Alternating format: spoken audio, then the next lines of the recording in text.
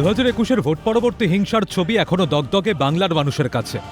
সাধারণ মানুষদের ওপর মারধর করে খুন, বিজেপি কর্মীদের ওপর অত্যাচার, কোনো ঘটনা ভোলেনি বাংলা।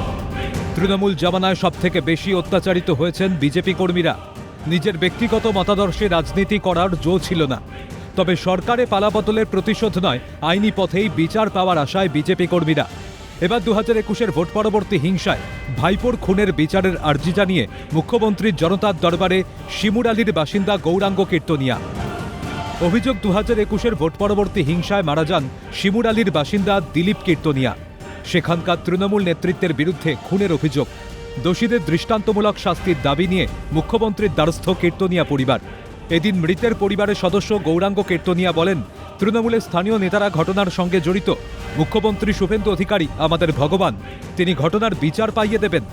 এই মুখ্যমন্ত্রী শুভেন্দু অধিকারী আমাকে ভগবান এখানে মা কি বলবো। এই যে দেখো মা, এই যে পুলিশ চার্জশিট দিয়েছে 4 জনকে দোষী করিয়া। তারা ব্লক সভাপতি, এই সভাপতি, ওই সভাপতি, অনেক উপরে বড় বড় মস্তান, তা কথা আমরা পারি না। রত্না ঘোষ, তারপর শঙ্কর সিনের ছেলে, এই সমস্ত বড় বড় মস্তান। আমরা এই প্রধানমন্ত্রীর ধারে গেছি, প্রধানমন্ত্রীর ধারে গেছি, বলছে পার্টি জিতলে এইটা টুই করে নেন। প্রধানমন্ত্রী বলছে পার্টি জিতলে বিচার পাবে। মৃতের পরিবারের সদস্য দীননাথ কীর্তনিয়া বলেন, অপরাধীরা দোষ স্বীকার করেছে, তাও তাদের জামিন দিয়ে দিয়েছে পুলিশ।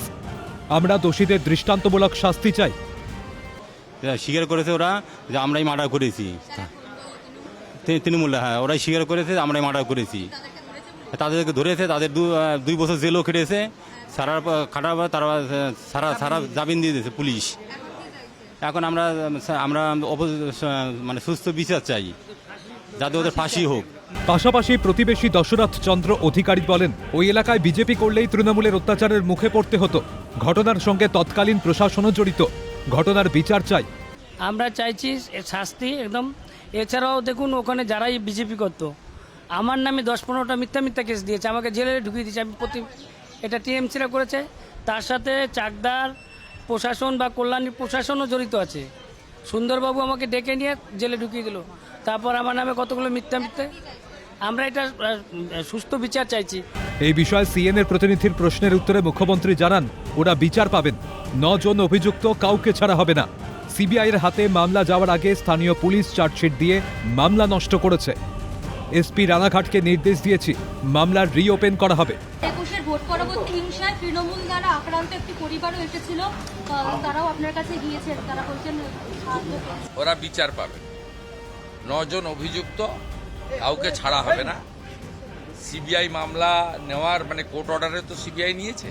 সিবিআই ঢোকার আগে ওখানকার পুলিশ চার্জশিট দিয়ে মামলাটাকে নষ্ট করেছে।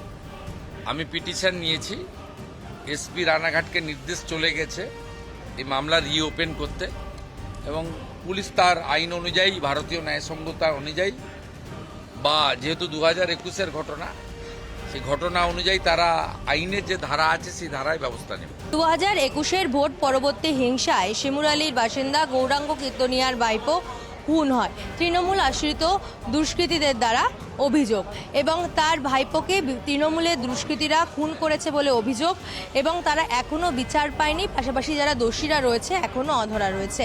তারা আজকে এসেছেন জনতার দরবারে মুখ্যমন্ত্রীর সঙ্গে কথা বলতে।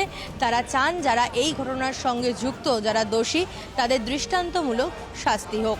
ক্যামেরায় নিখিলের সঙ্গে রেশমির রিপোর্ট, ক্যালকাটা নিউজ, সল্টলেক।